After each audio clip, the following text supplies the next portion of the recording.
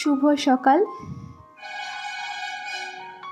আরও একটি নতুন সকালে চলে আসলাম তোমাদের সঙ্গে গল্প করতে। আর আশা রাখি তোমরা সকলে খুব ভালো আছো, আর আমরাও ভালো আছি। তো এখন বাজে ওই সকাল 6টা। চলো এখন থেকে ব্লগটা শুরু করলাম। আর আই হোপ কি তোমাদের আজকের ব্লগটি অবশ্যই ভালো লাগবে। আর আমার কাছে দূরে সকল বন্ধুদেরকে অনেক অনেক ওয়েলকাম, অনেক ভালোবাসা জানিয়ে এখন থেকেই শুরু করছি। তো দেখো, তোমার দাদাভাই সকাল সকালও বেরিয়েছিল একটু ওই সবজি এগুলো কেনাকাটা করতে, তো নিয়ে এসছে, আর তার সাথে মাছও নিয়ে এসছে। তো নিয়ে এসে কিন্তু ধুয়ে দিয়েছে, কেন কি আমার এমনিতেই রুম চেঞ্জ করেছি, আর ওখানে রুম গোছানো এইসব করতে করতে আমার তো ডাস্টের অ্যালার্জি আছে, ভীষণ ঠান্ডা লেগে গেছে, আর এদিকে ডাস্টের জন্য ভীষণ হাঁচি হচ্ছে। তো যাই হোক, কিছু করার নেই, যেহেতু আমাদের থাকতে হবে, তো আমাদের বসবাসের জায়গা একটু তো পরিষ্কার পরিচ্ছন্ন ঝাড় দেওয়া এগুলো তো করতেই হবে, সে যত প্রবলেমই থাকুক না কেন।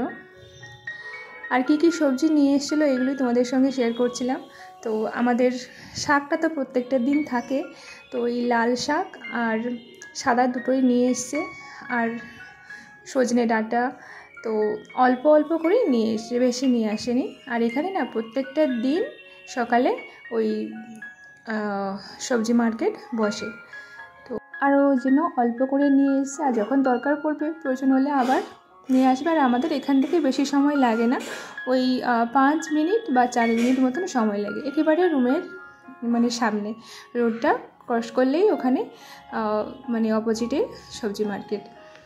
আর মাছটা মানে ভাজতে বসিয়ে দিয়েছি, আর মাছ ভাজাও হয়ে গেছিলো। আর এখন দুপুরবেলা দাদাভাই কিন্তু ওই সজনে ডাঁটার ঝোল করে দিয়েছিলাম, ওটাই খেয়ে দিয়ে একটুখানি জাস্ট মানে স্কুল চলে গেছে। আর সকালে ঘর ঝাড় দিয়েছিলাম একবার, জানো তো, তারপরে আবার ঝাড় দিতে মানে হচ্ছে। আর এখানে আমার ছেলে আছে, আরও নিচে 2 জন ভাড়ায় থাকে, তো আরও 2টো বাচ্চা আছে। তো এখানে আমার ছেলে জানো যেখানেই যায় সবার সঙ্গে তো বন্ধুত্ব করেই নেয়, ওদেরকে মানে ওরাও এখানে এসেছিলো, তো সবাই মিলে এখানে খেলাধুলো করেছে, আর মুড়ি টুড়ি খেয়ে চারদিকে এরকম ছড়িয়ে ছুটিয়ে ফেলেছে। তো যাই হোক, কিছু করার নেই, আর আমাদের তো এগুলো করতেই হবে, আমাদের মায়েদের তো এরকম অনেক কাজ, ওরা এক্সট্রা কাজ আমাদের দিয়ে থাকে। আর ওই যে আগের দিন মানে এখানে শিফট হওয়ার পর, যেহেতু এখানে পৌরসভার জল একটা টাইমেই আসে, তো আমরা তো আর জল ধরতে পারিনি, তার জন্য এই যে তো জলের এই যে ড্রামটা নিয়ে এসছে। তো আমার এইসব জল খেতে না কেমন একটা লাগে, যেহেতু আমি মানে একেবারে গ্রামে, তো আমার মনে হয় ওই টিউবওয়েলের জলটাই আমার কাছে মনে হয় একেবারে অমৃত। আর এগুলো খাই না, তোমরা হয়তো ভাবতে পারো অনেক কিছু করার নেই, যার যেটা অভ্যাস, আর আমরা তো অভ্যাসের দাস, একবার অভ্যাস হয়ে গেলে তো কিছু করার নেই। এখানেও আস্তে আস্তে আমাদের অভ্যাসটা চেঞ্জ হয়ে যাবে। তো এই যে জল ভরে নিচ্ছে এখন, আর ছেলে ওদিকে দুষ্টুমি করছে। আর সকালে পড়তে বসানি এখানে, যেহেতু মানে নতুন এসছি এখানে, আর ও আর পড়াটা সব বন্ধ এখন, তো পরের দিন থেকে পড়বে বলছে। আর রুম আমরা ওই রান্নাঘরটা আর এইটা হচ্ছে আমাদের মানে বেডরুম করেছি, তো এই দুটোই মোটামুটি পরিষ্কার করেছি। আর 2টো রুমে ডাইনিং রুম আরেকটা রুম আছে, তো ওই 2টো রুম কিন্তু এখনও মাল ভর্তি হয়ে আছে, ওই মানে সব প্যাকেট করে সব রাখা আছে, আর বস্তা টস্তা সব রাখা আছে, ওইগুলো এখনও খোলা হয়নি, যেহেতু রাত্রিবেলা প্রায় গোছাতে মোটামুটি এইগুলো টুকটাক করে উঠতে প্রায় 11টা 11:30 বেজে গেছিলো। তো ভাবলাম যে আমরা অল্প অল্প করে একটু করে গুছিয়ে নেব, একদিন দুদিনে তো আর হয় না, যেহেতু স্কুল আছে আমাকেই করতে হচ্ছে অল্প অল্প করে। আর এদিকে আমার মানে এতটাই ডাস্টের জন্য মানে ভীষণ হাঁচি হচ্ছে, আর ভীষণ মাথা যন্ত্রণা করছে। তো তবুও কিন্তু ও আমাকে বারণ করেছে করতে না। আবার কি বলো তো, তোমার দাদাভাইয়ের জন্য অপেক্ষা করতে হলে তাহলে সেই মানে রবিবারেই একমাত্র ছুটিবার, আর মাঝখানে আরেকটা দিন ছুটি আছে 26 তারিখ। তবে আমাদের ওই রুমটা তো পুরোপুরি গোছানো হয়নি, যেই রুমটা আমরা ছেড়েছি ওই রুমে আরও অনেক জিনিস আছে, মানে টব গাছ টাছ আছে, আরও কয়েকটা জিনিসপত্র ওখানে থেকে গেছে। মানে এত তাড়াহুড়োর মধ্যে ওইগুলো আর নিতে পারা যায়নি আর কি, একটা টাইমেই ছিল।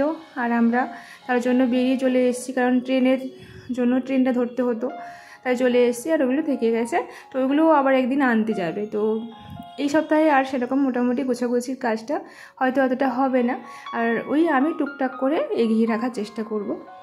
আর এই যে এখানে যেহেতু আমরা মানে এই সামনের জায়গাটায়, এইটুকু জায়গাটাই আমরা খাওয়া দাওয়া করি, আর রান্নাঘরটার এখনও সেরকম বেশি মানে ক্লিন করা হয়নি, তাই ওখানে আর কোনো কিছু করছি না।